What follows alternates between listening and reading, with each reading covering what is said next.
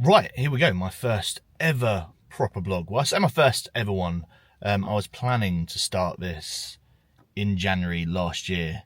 I did like one video and then never really filmed again. So I've set myself the task of making sure that I do this every single week. Can I hold myself accountable? Because as I say to my clients all the time as well, I'm completely new to this. I have no idea how to film properly. I have no idea how to use this camera, to be honest, or how to edit. But the only way you're actually going to learn this stuff is by doing. So I thought, why not start?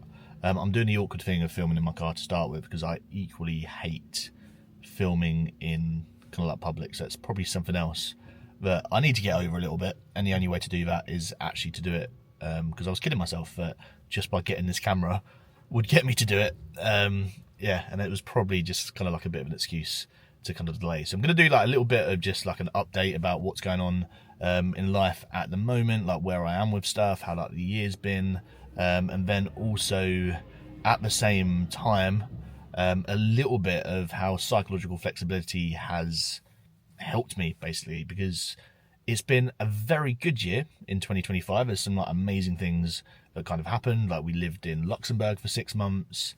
My wife is now pregnant, which is kind of like crazy. So due kind of like mid-March, which is very, very exciting. But at the same time, our flat has sold, which sounds very, very good, but we had it up for a long time.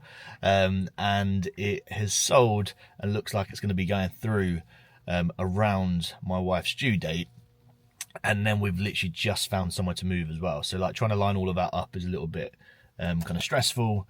And if you followed me on like social media, or if you're on my email list and stuff, you've probably, found the news that my dad was also diagnosed with leukemia, acute myeloid leukemia. I can't even say it. Leukemia last year, which is a bit of a shock. He has had like treatment at, Barts for it. He's currently going through chemo at the moment, probably looking at like stem cell transplant kind of like mid this year as well, which I'm not going to go into like too much detail kind of about, but it just kind of shows like lots of different things kind of going on at the same time. And previously, as someone that I would say that kind of particularly in my kind of like 20s struggled with kind of anxiety, struggled a little bit with mental health, was on kind of like medications or different therapists for it, had lots of time off work for it. And there's no coincidence that's why I got interested in mental health, ended up doing my master's in mental health, also ended up doing my qualification in acceptance and commitment therapy.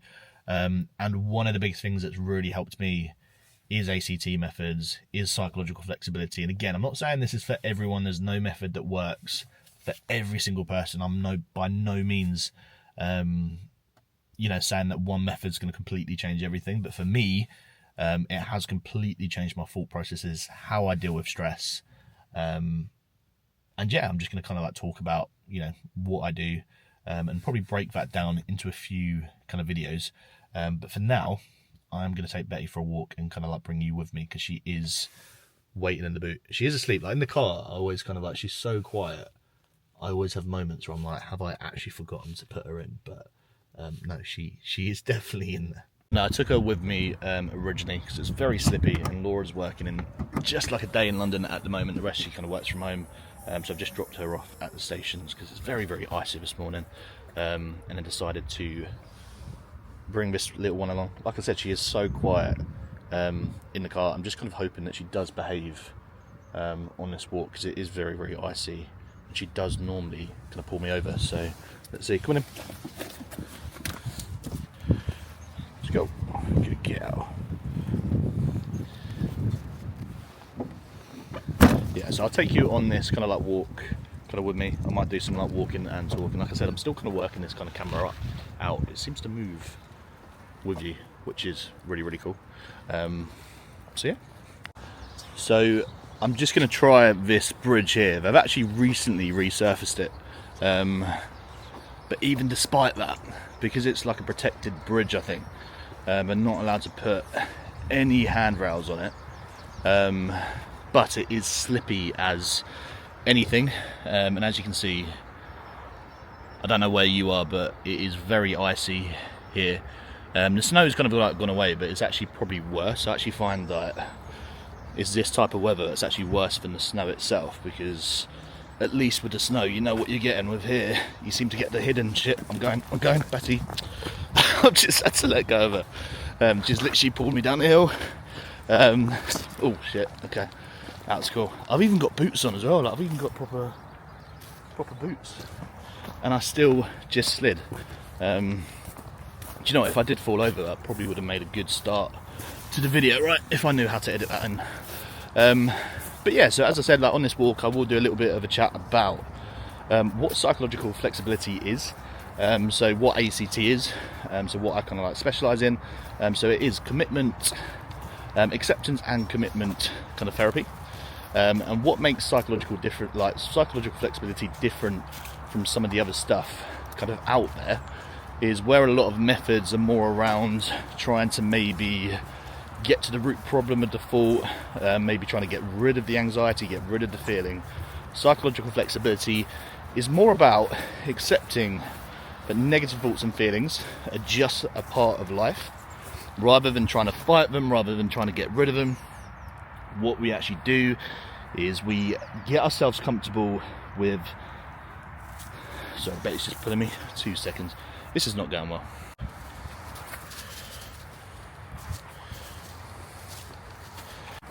So yeah, Betty has selective hearing. She decides when she wants to listen. But yeah, a lot of people find it like wet lettucey. I used to with a lot of this stuff, which actually puts them off, particularly when it comes down to doing like any kind of like self-compassion work.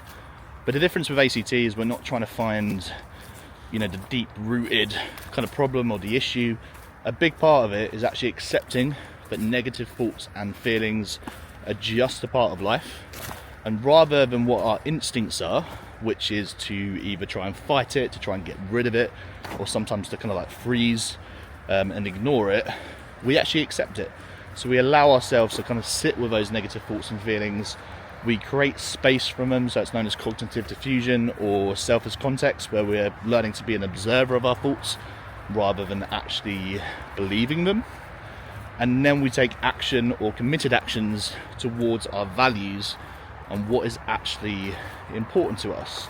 And I think it's absolutely huge, because I think previously, you know, with different methods that I've kind of tried, or therapists that I've worked with, or even when I was on kind of like medication, when I first went to the GP and, you know, I was suffering from anxiety. I mean, I was very young at the time. I was about, 16, 17. And they explained anxiety to me, as if, it was a chemical imbalance in the brain, which, it is to a degree. But they explained it as if it was almost like a condition, it was like an illness. It had to be kind of medicated. And for years, the problem with that is, for me, and again, medication is needed. I'm by no means saying it's not. But for me, every time anxiety kind of came on, it actually made me panic even more. So I started kind of being anxious about being anxious. It was kind of like, oh no, my anxiety's back. You start to panic. And then when you have the days that you feel great, amazing, but then when it's back, that's when you start kind of like, again, fusing your identity with this anxiety, rather than actually just kind of creating it as a separate thing from yourself. And for me, it's been a massive, massive game changer. Again, she's ignoring me. She's just doing her own thing. And then the other reason I started or decided to kind of like train myself in kind of ACT, or not train myself, I did a course in ACT, was because when you actually look in the research behind it, particularly with things such as kind of like weight loss, low mood, anxiety, it is amazing how successful it has kind of been.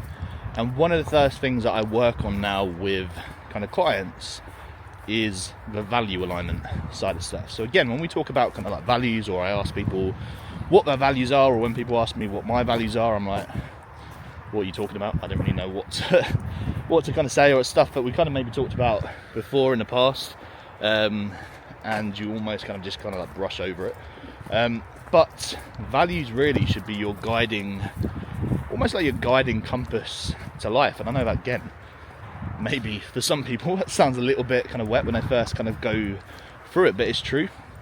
And the problem with a lot of people when it comes to fat loss is they are making decisions from a place of discomfort, from a place of pain.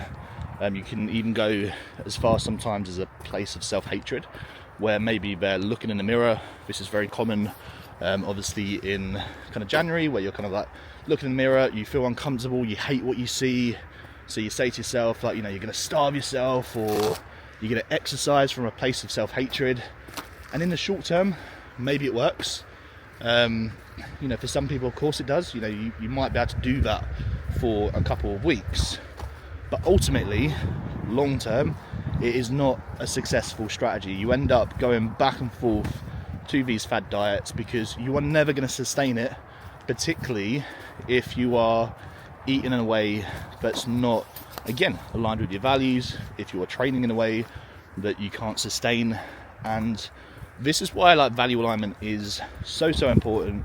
And again, with ACT, you can start at any point. You don't have to start with values, but it is quite often the place I start with a lot of clients. And then when we go through kind of values, so if I kind of like name a few of kind of my kind of key ones, I usually say to people 3 to 5, but you can have more, but 3 to 5 tends to be a nice amount that you can kind of keep referring kind of back to. So for mine, it would be family, it would be resilience, and it would be self-care and health. So therefore, when you ask yourself the kind of like the question, or if you're struggling or making a decision, you go back to your values first. So you will ask myself, right, you know, or you could ask yourself, for example, because I think family is a big one for a lot of people. So would you say that going on another fad diet, would you say that beating yourself up in a gym and doing something kind of aggressive, would you say that maybe microdosing on Mounjaro when you don't kind of like need it, just because you've seen loads of ads on kind of social media, because it's rife at the moment, which I won't talk about on here. Would you say that aligns with your value of family? Would you say that aligns with your value of kind of self-care? And the answer for a lot of people is kind of no. So why are we doing it? And the reason is we are being led by our emotional brain. We are being led by, again, a place of kind of self-hatred. And that's why with ACT, we always go back to who is driving. So are you making decisions based on the person that you want to be? Are you making decisions based on your values? Or are you making decisions based on emotions? And for a lot of people, without even knowing, it is always going to be the latter. It's going to be the emotional brain. It's going to be that place of self-hatred. And again, if you don't know your values, I guarantee, even if you find this stuff wishy-washy, I guarantee that's how you make decisions each day. Because actually, for a lot of people, come back to your values and you go, does that align with health? Does that align with family? The answer is no. So why are you doing it then? So this is actually the one time she is kind of listening. I've also managed to get these stuck to my leg somehow. But she's only listening because I've got food.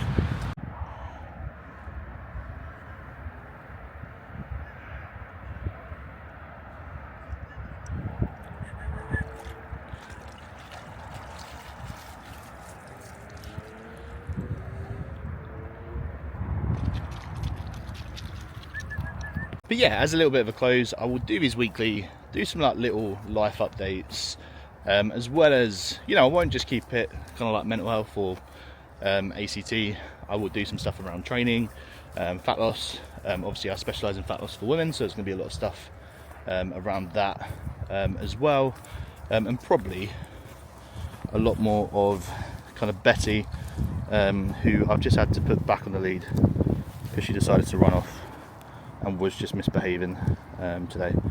As you can see, but be a lot more kind of Betty content as well. And yeah, and probably with the move, because as I said, we've just bought a new house. We are moving out of Essex, just out of Essex, so over to Suffolk. So I'll probably do a little bit about the move. Obviously, when my little boy comes as well, some baby content, and we will see what happens this year. But the main thing, I'm going to keep to my promise, and I am going to make sure that I film it every single week. No excuses.